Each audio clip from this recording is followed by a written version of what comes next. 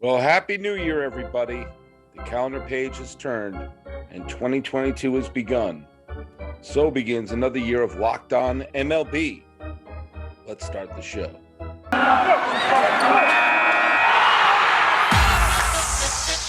You are Locked On MLB.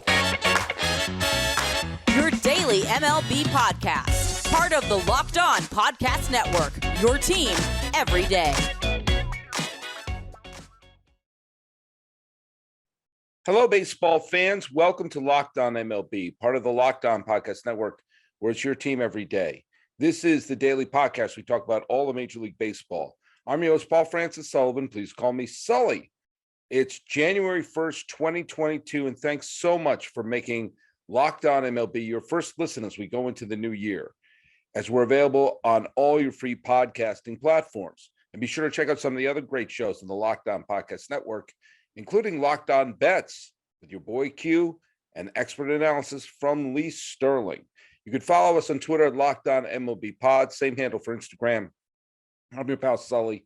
I'm at Sully Baseball on Twitter, Sully Baseball Podcast on Instagram. So if you're watching this, you're listening to this, the clock just turned to midnight on the West Coast, and it's been the new year for a couple hours on the East Coast and for a few more hours of that in Europe.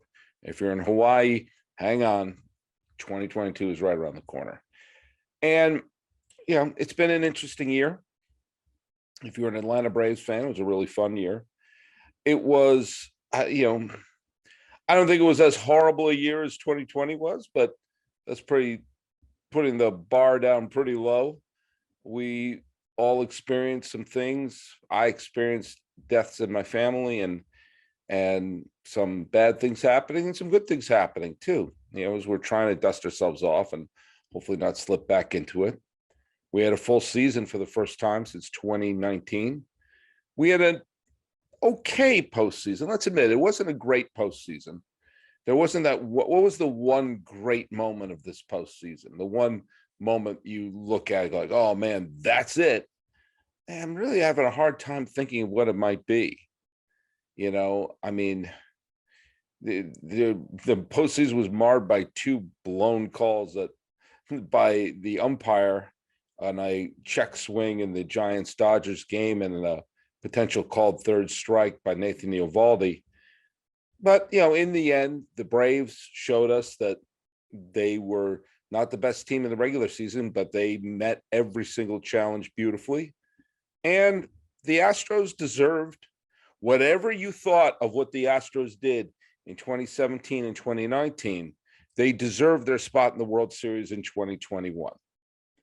And we got to see Shohei Ohtani do something we never even dared put on our bucket list, and that is be an all-star pitcher and hitter in the same year. Still couldn't make the Angels contenders. It's insane. But as we're entering a new year, here's a piece of advice I'd like to give you all, as best as I can. And maybe I'm too late for some of you. But do not make New Year's resolutions. I've made this point before, and man, oh man, it's worth mentioning again. New Year's resolutions are there to taunt you at the end of the year. You look back and you're like, oh, Christ, I was supposed to lose 50 pounds and write a novel. Oh my God, I was supposed to get my master's degree. Oh my God, I'm supposed to do this. I'm supposed to do that. And it's a reminder of what you didn't do. What you should do, what I hope you did on December 31st, or maybe you could do it today, is write out everything you did the previous year. We have to grade on a curve the last couple of years because it's been bananas. We've not been able to go do normal stuff like, go to ball games on a regular basis. See each other, do things that we took for granted. And what I'd like to do is just sort of sit back instead of saying, here's a thought, stuff I wanted to do, write down the stuff you did do, all the positive things you did. And do you know what? I bet if you write them all out, you'll say, geez, that wasn't so bad. I accomplished a bunch of things.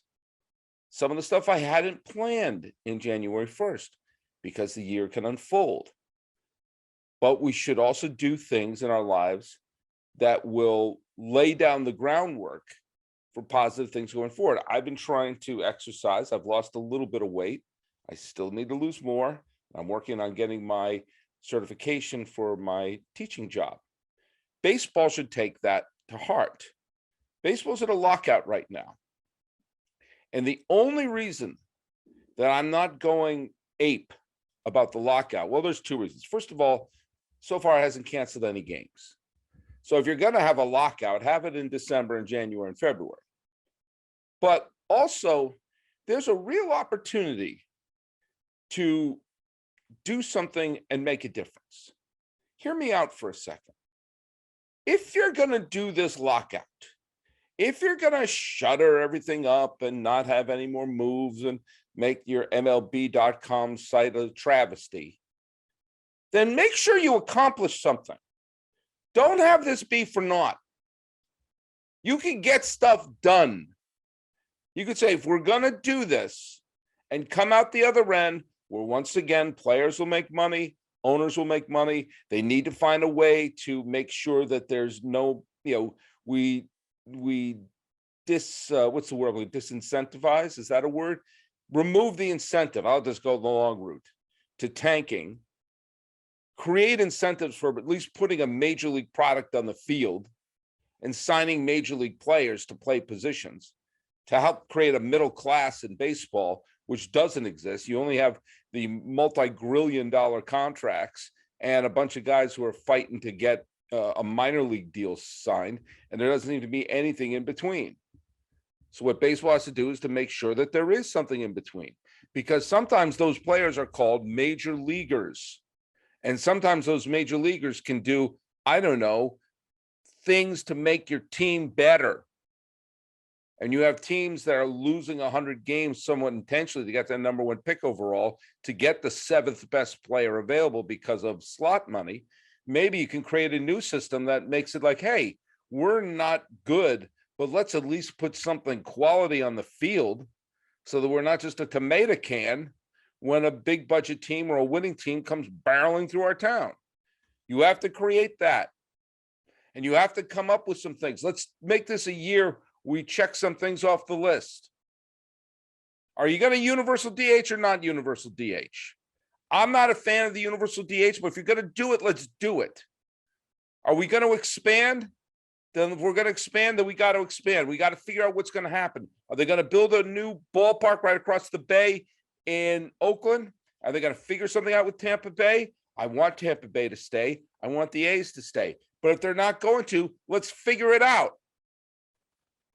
Because if we're going to have the leagues exist the same way they do, then they need to expand by 2. There's plenty of other markets to do that. Let's go. Are we going to open up Cuba? Are we going to really open up Cuba and work with Cuba to try to get some of the great players in baseball into Major League Baseball? Are we going to do that or not? Let's start checking some things off the list here.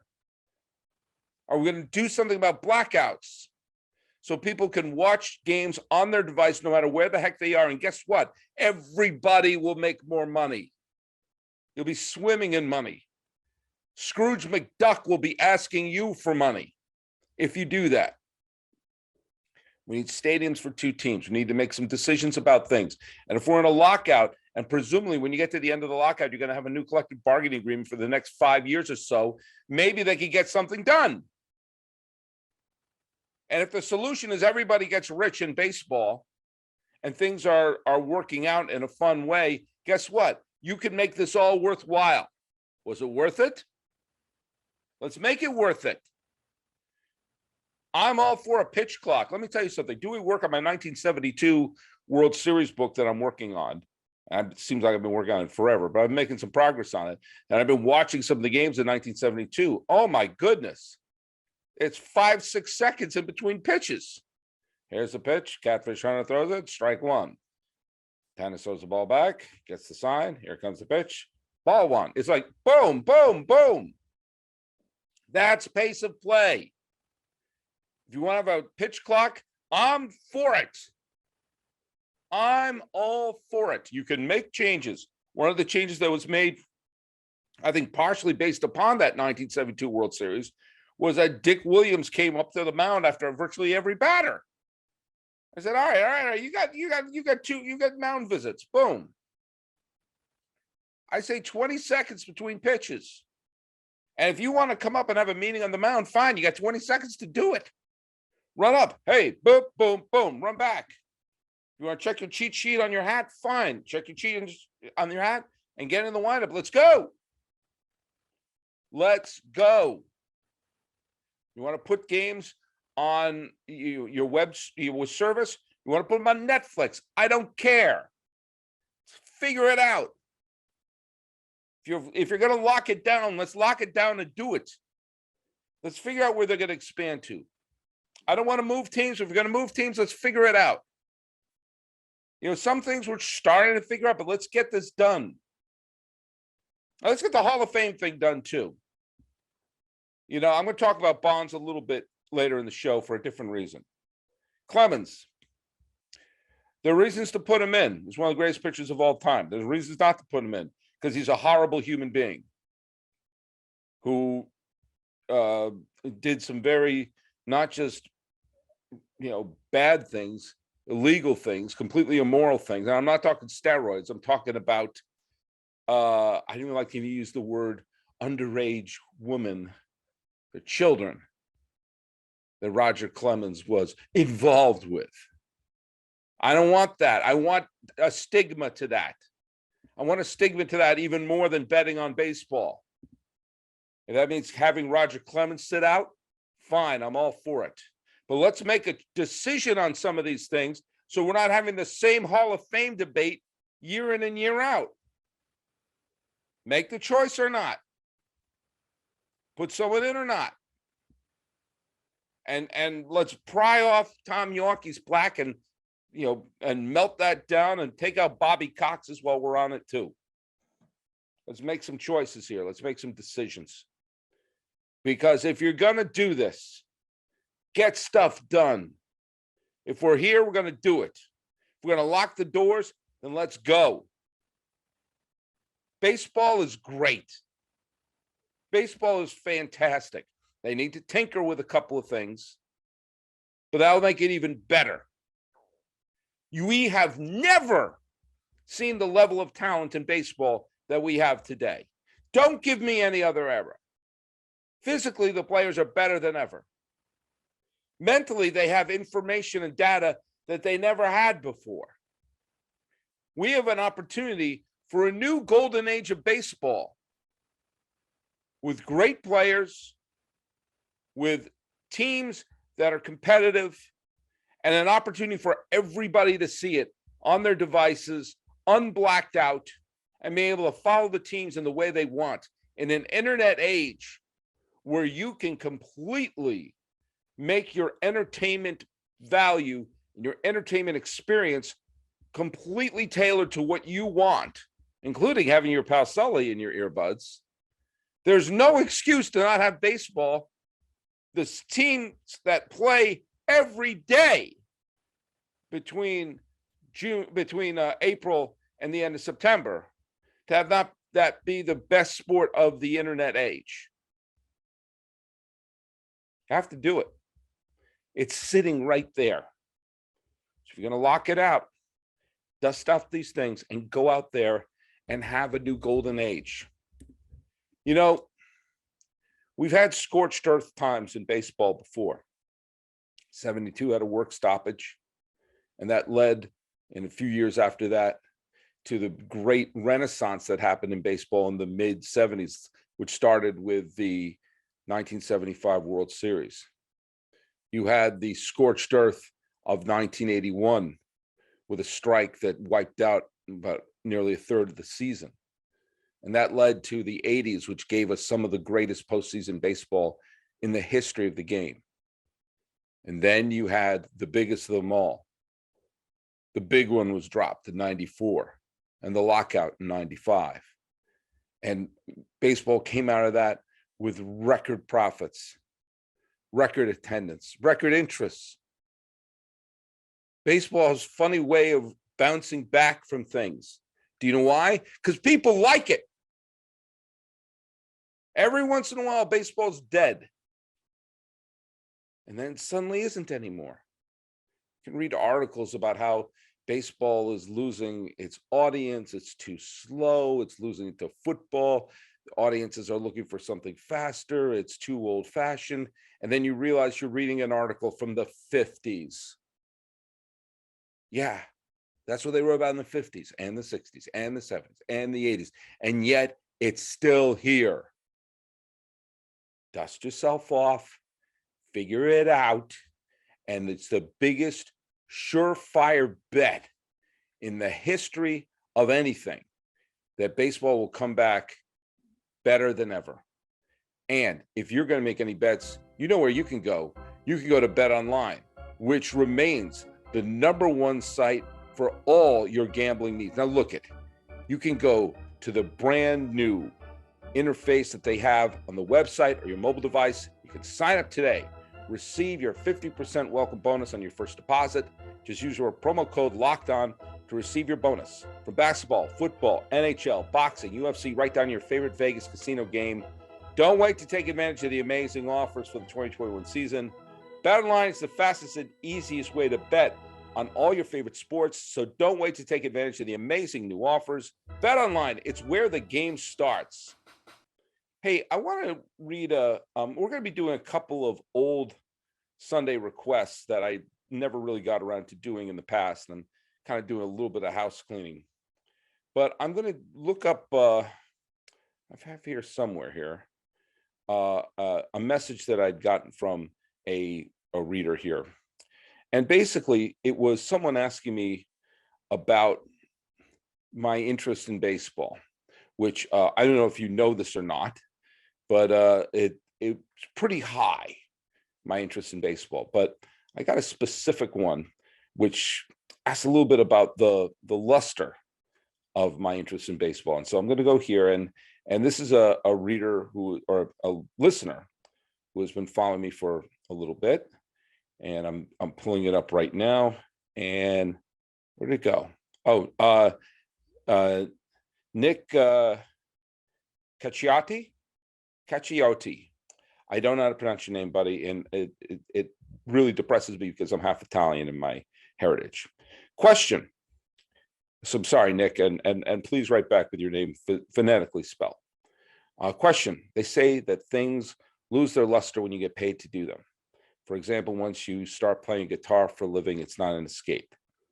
I know you're getting paid by sponsors and you do have work elsewhere, but the obligation to do podcasts every week, especially during the lockout, do you get burnt out with baseball? That's a great question. Because I don't do this podcast for free.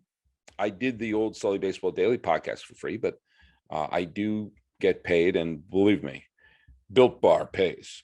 And Built Bar is the best tasting sorry, I'll do that copy later. But fact of the matter is, yeah, I get paid a little bit of money for doing this.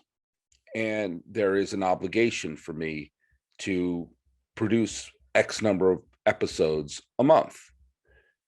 And every month, the Locked On Podcast Network tells me you have to do X number of episodes per month. And I can honestly say, I look at the number and I go, I'll get that done in 2 weeks and then keep going. Because I'm not burnt out by baseball. I'm not burnt out by talking about baseball. I'm not burnt out by thinking about baseball. I'm not burnt out about thinking about the past, the present, or the future. They all fascinate me equally. I love baseball history. I love where baseball is, and I love where baseball could be going. And yeah, sometimes I watch a game and some games are not as thrilling as others, but every once in a while, baseball surprises you. Baseball stuns you.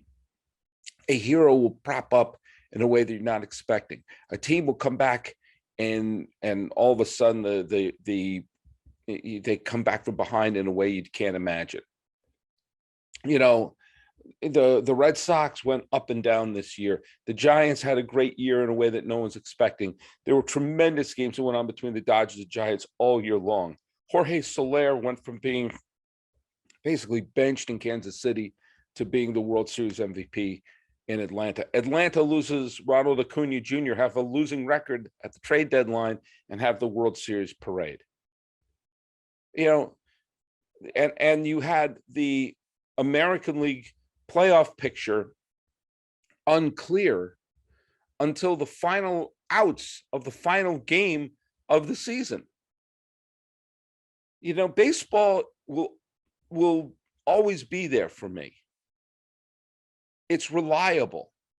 It's reliable. It's in its unpredictability. It's reliable in the way that it makes you feel nostalgic for the past and hopeful for the future. You know, the things, as I said, I wish they'd change. I wish pitchers would go deeper into games because it gives games more character and are more fun. I wish there was more daring things done in baseball, more risks that are taken. A stolen base is a risk, but risks are fun. I like risks. You know, I'd like to see a pitcher go through the lineup a third or a fourth time, but then bring in that dominant reliever to shut the door if things get out of hand. But that being said, it's still fun. It's there for me. It's the companion. And that's the thing that I think that people don't understand when they complain about there being so many games. And that is, it's there to be your friend throughout the duration of the summer. It's there whether I don't expect anybody to follow all 162 games of your team's season. I do because I'm a lunatic. My father did because he loved the Giants more than you can imagine. But that being said, most of the time people check in on, did they win today? Did they lose today? But you know what? I need a game on. I can't tell you how many times I have a game on while I'm doing something. Cleaning the garage, running a chore, doing the laundry, grading papers for my class. The game's on in the background. It's there. It's a companion. I try to have this podcast be eerily similar to that. I don't expect anybody except my mom to listen to every single episode I do, but I'm here if you need me. I'm here, and baseball's here. And do you know what? Good friends are the types of friends that you don't get tired of. I have a couple of friends in my life who I've seen only 2 or 3 times in the last decade. And yet every time I see them, we pick right up as if we just had coffee the day before. That's baseball. And you don't get burned out of your good friends. If you have a friend that you get burnt out on, and we've all had that friend, person I did stand up for a long time. And I knew a bunch of people who thought they were Robin Williams and would always be on super. And I'm sure some people thought of me like that, where I would tend to be on a lot. And maybe those are some of the people I haven't seen in a while. But there's some people, your friends, and you know what? It's just too exhausting to be around them. Or some people get to be too much of a martyr. I have one dear friend of mine who just went off the deep end recently, and reading the messages from this friend going, oh boy, this person's gone bye-bye. Oh, those are friends you get tired of. Those friends you get worn out on. And you can whittle them out of your life. But the good friends, you stick with them. I used to be a big letter writer. I still write postcards. I'm the last postcard writer in the world. And I try to keep those friends who are the closest to me in my life. And baseball's that way. You don't get burnt out by your good friends, by the friends who are always there for you. And baseball's always there for you. And like any friend, you can have an argument with your friend and disagree with your friend, and sometimes a big fight with your friend. My best pal, Richie, the two of us used to get knocked down, drag out arguments, especially when we were working on creative projects together. My brother and I, we did a bunch of creative projects, both live and video and on film and TV. And at one point, the two of us got into such a big argument that somebody called the cops on us because they thought we were going to murder each other. My brother. After that, we had a great laugh. I don't get burnt out by my brother or my friends, and I'm not going to get burnt out by baseball, because your best friends are always there for you. Whether you see them every day or not, that's not the point. The point is you can come, you can meet each other, sit down and enjoy something. And that's what a great friend is all about. And maybe you can enjoy something delicious like, oh, let me think, maybe a Built Bar. You know, Built Bars, they're the absolute best tasting protein bars out there. And it is a brand new year. Ring in the new year. It is 2022. And that means New Year's resolutions, which I don't think you should make. But if you made one about getting fit or eating healthier, make sure to include Built Bars in your plan. Built Bar is the protein bar that tastes like a candy bar, maybe even better than a candy bar. Built Bar makes it easier to stick to your resolution because it tastes so good, you'll want to eat it. Unlike other protein bars, which can be chalky or waxy or taste like a chemical spill, you'll want to eat healthy because, most people don't want to eat healthy because it's boring. And by week 3, you're like, yeah, this is just not worth it. Where's the chocolate? Built Bars are covered in 100% real chocolate. Most contain 130 calories, 4 grams of sugar, 4 grams net carbs, and 17 grams of protein. Compare that to a candy bar, which usually has 240 calories, 30 grams of sugar, and dozens of net carbs. Here's an idea for the new year for all you secret treat stashes. You know the ones you're talking about here. At home, in the pantry, at the office, in the car, wherever. Throw out the sugary, calorie-filled treats. Replace them with Built Bars. You're craving that snack or treat, you can reach for something that's healthy and tastes incredible. Look at, there's so many great flavors to choose from. Coconut almond, peanut butter brownie. My personal favorite is raspberry, but there's also cookies and cream, salted caramel. I love the mint brownie. There's so many more. In fact, Built Bar is always coming up with new limited time flavors. So check out built.com often to see what's new. Go to built.com, use promo code LOCK15, get 15% off your order.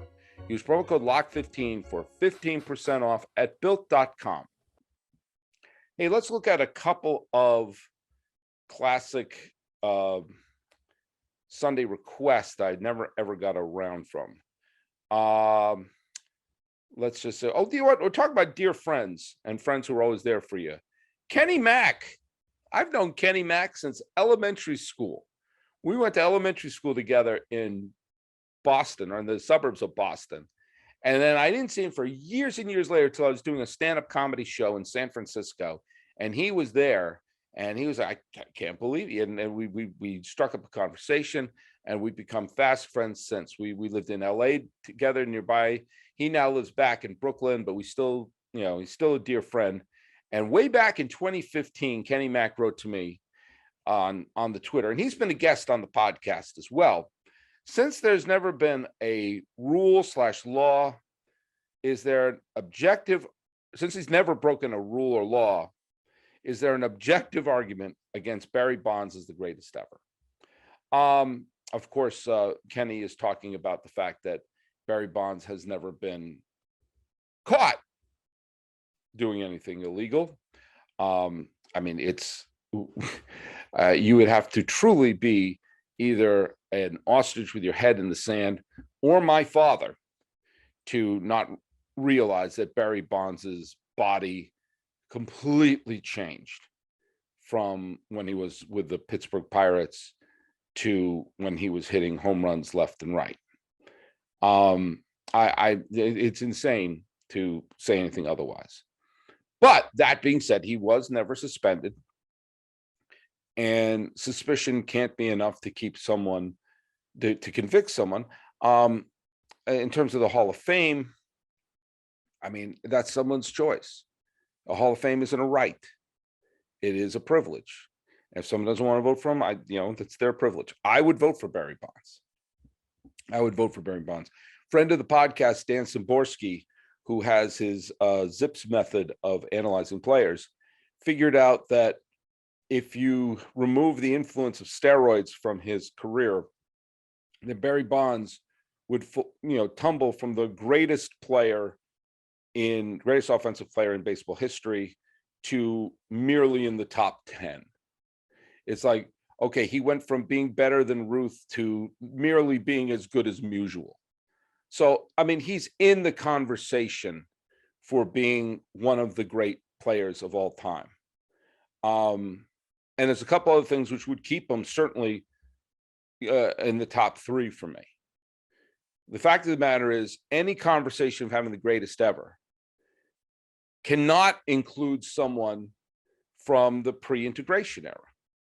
I mean, you're talking about wanting to have the steroids be a mark against you and a mark against your stats. Well, how about the fact that the players before 1947 were not playing in a league that had the best competition?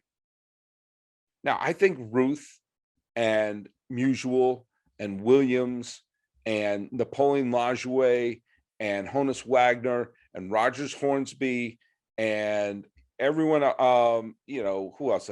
Eddie Collins, Lou Gehrig, Mel Ott, all of these players would have put up tremendous numbers no matter what era they played in. But they didn't have the best players that they were playing against. And so I can't include them in the conversation. Now, I would include Hank Aaron in any conversation about the greatest for the reason that he just put up unbelievable numbers. And my favorite stat about Henry Aaron is that if all of his home runs were caught at the warning track, and all the other hits were the same, but he finished with 0 home runs, he still would be in the Hall of Fame because he would have over 3,000 hits. He was a Hall of Famer with no home runs. His level of play throughout his career, where he never hit 50, he had to average 35 home runs over 22 seasons, but never hit 50. He never had that one huge season that offset a disappointing season. And we had talked long and lovingly about Rickey Henderson earlier in the previous episode, and everything that he did to revolutionize the game. I think he has to be in the conversation as well. But the fact of the matter is, it may still have to be Bonds' godfather, because Mays put up unbelievable numbers. Mays obviously was the greatest defensive center fielder of his time. For a while, it looked like he was going to be the one to challenge Babe Ruth's record. And keep this also in mind. He lost 2 prime years early in his career to military service. And when Hank Aaron burst onto the scene, and not to take anything away from Hank Aaron, he was playing in the hitter's ballpark known as Milwaukee County Stadium, and then later found himself in the launching pad known as Atlanta Fulton County Stadium. At the time, 2 of the easiest places to hit home runs. Now, the Polo Grounds was not exactly a hard place to hit home runs when Willie Mays played there, but eventually he found himself in Candlestick Park, one of the hardest home run parks in all of baseball at the time. And yet he kept hitting home run after home run. I will also say this. I am going to heavily weigh any pitcher who pitched during the steroid era, in an era where virtually every single advantage was placed right on the lap of the hitters. Couldn't pitch inside. The strike zone had shrunk. The pitching mound was lowered. Batters were wearing armor to have the pitches deflect off of them. The batters looked like Lou Ferrigno up there. You had reserve infielders hitting opposite deck, opposite field upper deck home runs. The ballparks became smaller. The foul ground became non-existent. The park's fences were intentionally brought in, even if they found out, oh, this is a tough place to hit a home run, we better bring the fences in. Everything was designed to have more homers. In the 60s, everything was in the pitcher's favor. The mound was higher, the strike zone was wider, and all of a sudden, most of the ballparks became the cookie cutter parks where you didn't have stadiums that have an advantage of a wall jutting in here, a wall jutting in there. You had a dominant pitching staffs all throughout baseball. Regularly, you'd have to face the Jim Bunnings and Sandy Koufaxes and Don Drysdales of the world, the Gaylord Perrys or the Bob Gibsons or the Ferguson Jenkins of the world. It was an era of dominant pitching. And if you were an offensive hero like Mays, like Aaron, hell, like Frank Robinson or Roberto Clemente or Ernie Banks in the middle of a pitcher's era, you stand out more. Just like in the steroid era, if you're a Pedro Martinez or a Greg Maddux or a Randy Johnson or a Curt Schilling, you stand out more to your pal Sully. David Cohn's not a Hall of Famer in my eyes, but the fact he did what he did in the era that he did it in makes his case at least worth talking about. So the one reason I'm just sort of having this is there an objective argument against Barry Bonds as the greatest ever? My argument is not about his steroid use, which we all know existed. It's about the era. And as it stands, I don't use WAR as a crutch, but the top three all-time WAR for position players are Bonds, Ruth, and Mays. One played in a non-integrated era. One played in an era where everything was in the advantage of the hitter. And one played in an era where all the advantages were to the pitcher. And so this is an objective argument. I believe Barry Bonds, juice or none, is one of the 10, maybe 5 greatest players in the history of baseball. And if you want to put him at the top, I'm not going to object. I still put Mays at the top for everything he did, his stats, his effect on the game, and when he played it. To me, that's what makes him the greatest ever. That's my objective point of view. And Kenny, you know me. I'm a Bonds fan. You know me. My dad was a Bonds fan. His 2 favorite players, Bonds and Mays. 2 good favorite players to have. So there's my objective argument against someone other than Barry Bonds as the greatest ever. It has nothing to do with breaking laws or anything. And hell, Willie Mays took stimulants that were illegal. So did Hank Aaron. We know that. So if we're going to talk about people taking things that were against the law, we have to level that playing field too. Is it the same? I don't know. I don't know the answer to that. Both did things to help them improve on the field. And you know what? The results were there. And the results are here. I'm going to be doing this show. I started in 2019. Well, I started my podcasting. I did the daily podcast starting in 2012. So this is going to be, in October, is going to be my 10th anniversary of doing some sort of regular baseball podcast. But I came over to Locked On at the beginning of the 2019 season. So all 2019, all 2020, all 2021. It's a presidential term. 4 more years. So hope you're enjoying this. Hope you had a good New Year's. Hope you stayed safe. And who knows what name we'll be thinking about at the end of 2022. Who knows who the Jorge Soler will be, or the Shohei Ohtani. Who knows who the Burns will be, or the Vladdy Jr., or the Fernando Tatis Jr. Who knows who it will be. But I'm looking forward to finding out. And thanks for making us your first listen, as we're available on all your free podcasting catchers. And you can check us out on Twitter and on Instagram at Locked On MLB Pod. Same handle for Instagram. If you want to check out some of the other great shows of the Locked On Podcast Network, go ahead, including Locked On Bets with your boy Q, with expert analysis from Lee Sterling. Ringing in the new year on January 1st, 2022. This has been Locked On MLB. I'm your host, Paul Francis Sullivan. Please call me Sully.